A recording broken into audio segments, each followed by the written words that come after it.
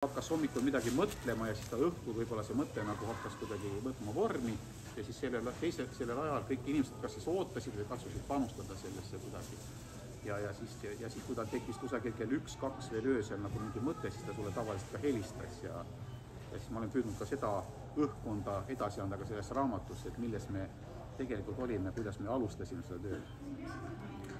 Ja minu enda saatus oligi nii, et ma siis 30 aastat olin Välisministeeriumis, töötasin Eesti riigi heaks, töötasin ka Saksamaal, töötasin Genfis, olin ka Välisministeeriumis mõnda aega asekantslerina tööl, pidasime läbirääkimisi Eesti liitumiseks Maailma Kaubandusorganisatsiooniga, Euroopa Liidu liitumisläbirääkimistel võtsin osa.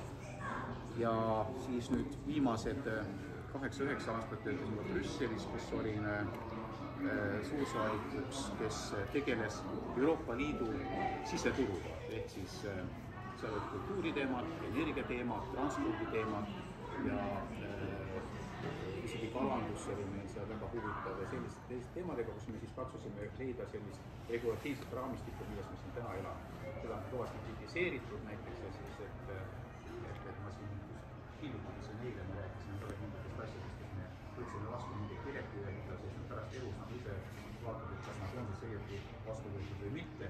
Ja seda püüdsime siis sealt teha ja siis viimased 2 aastat olin Prantsusmaal töötus, ma siis nagu püüdsin ka väga hästi seda Eesti asja ajada ja siis see korraga kõik lõppes. Ja siis see raamat algabki nüüd siis sellest, mis oli nagu enne, kuidas see siis nagu oli lõppenud.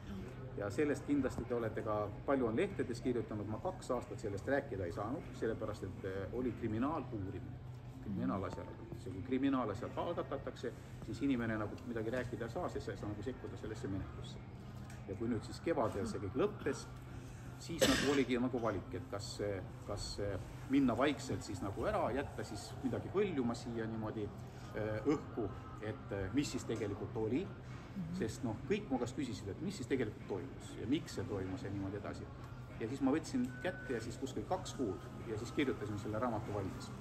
Väga suure abiga minu abikaasalt, kes kirjutas ise esimesed 10 lehekülge ära, ütles, et see on minu päevik, ma olen pidanud päevikut, et siin on sulle 10 lehekülge esimest algust ja alustas siis siit.